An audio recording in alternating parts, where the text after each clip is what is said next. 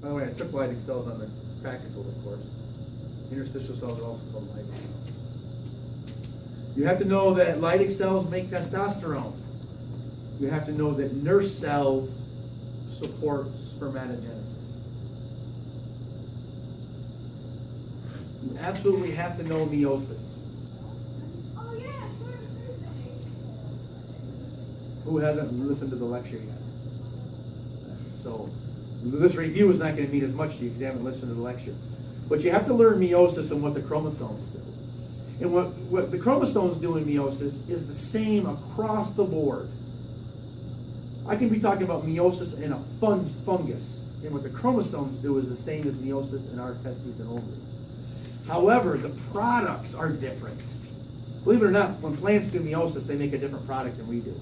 We make eggs and sperm. When plants do meiosis, they make spores. But what the DNA does is identical. So you have to know what the DNA does in meiosis. All right? And then you have to know what the products are. So when my spermatogonium goes through mitosis, it makes a primary spermatocyte. That primary spermatocyte goes through meiosis 1 and makes a secondary spermatocyte. That secondary spermatocyte matures. That secondary spermatocyte goes through meiosis 2 and makes spermatids. Okay? The spermatids mature into spermatozoa, sperm. Let's go to the female. When my oogonium go through mitosis, they make primary oocytes. Just so happens that you're born with your primary oocytes frozen in prophase 1 of meiosis 1.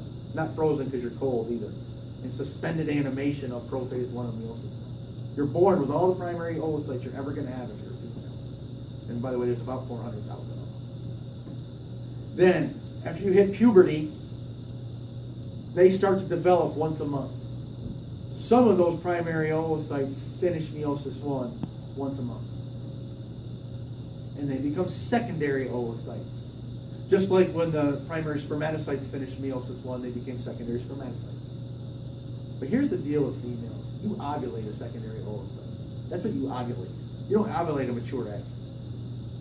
So you ovulate the secondary oocyte. And then it's ready to go through meiosis 2. But it's in your fallopian tube. You've already ovulated it. Sometimes it doesn't finish meiosis 2. When fertilization doesn't occur, it never finishes meiosis 2. You menstruate out a secondary oocyte if fertilization didn't occur. But if fertilization occurs, if the sperm hits the secondary oocyte, then the secondary oocyte finishes meiosis 2 and becomes an ovum. I know it sounds weird, but that's the case. Meiosis is meiosis. But you're born with your primary oocyte frozen in meiosis 1, specifically prophase 1 of meiosis 1. Right? And then that's ovulated. Well, after that finishes meiosis 1 during your puberty years, from the age of say 12 to 60, 12 to 50, whenever you hit menopause. Once a month, some of those finish meiosis 1 and become secondary oocytes. You ovulate the secondary oocyte.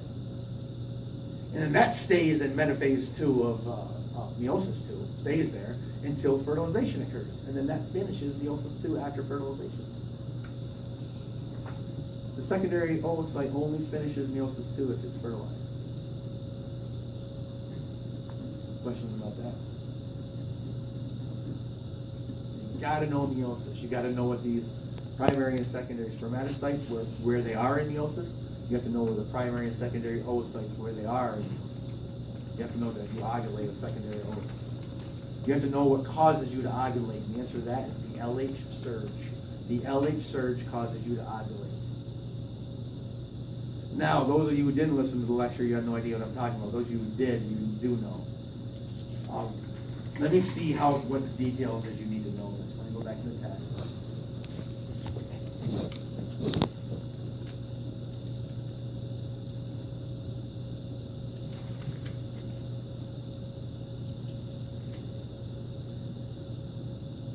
Yeah, you kind of need to know.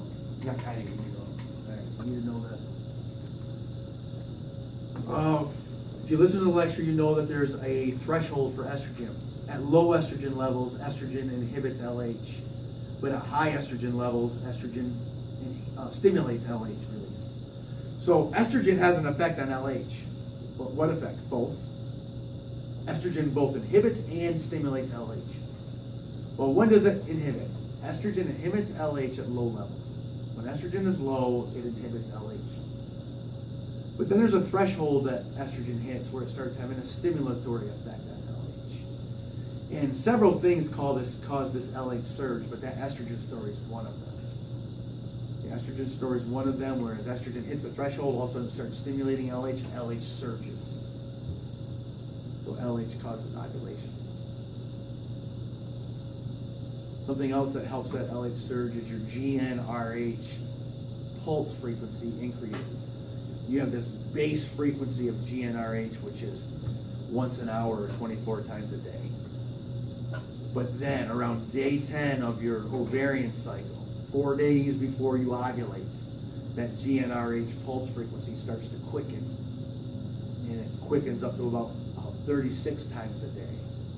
And then right at day 14 when you ovulate, it's hit about 48 times a day, or once every half an hour. So that helps the LH surge as well, the GnRH pulse frequency.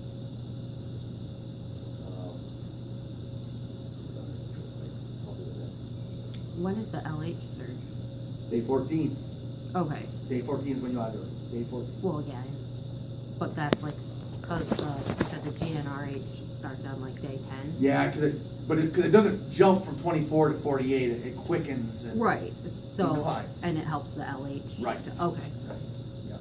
And if you look at the graph, the LH surge actually starts, it begins around day 10. I mean, it's a pretty quick spike. Right. Your LH is pretty